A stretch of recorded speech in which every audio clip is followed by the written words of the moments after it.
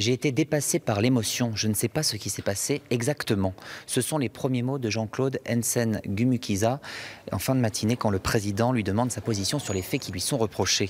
Une réponse énigmatique, déroutante, que l'accusé aura l'occasion de développer jeudi quand il sera interrogé précisément sur la nuit du drame. Ce lundi, l'interrogatoire du président Rouxel a porté sur la personnalité du mis en cause. Un homme difficile à suivre qui se contredit, répond rarement avec précision sur son parcours chaotique depuis son arrivée en France illégale en 2002 et notamment sur ses 13 identités différentes.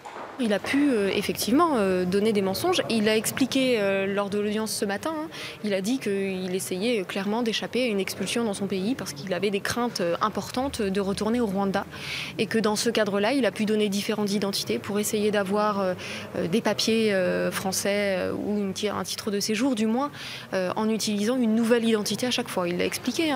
Il est en revanche beaucoup plus prolixe sur son adolescence au Rwanda lorsqu'il évoque le traumatisme de la guerre civile, les pillages, les corps de Tutsis qu'il faut déterrer alors que lui est Hutu, et se présente comme une victime, ce qui suscite le malaise sur le banc des partis civils.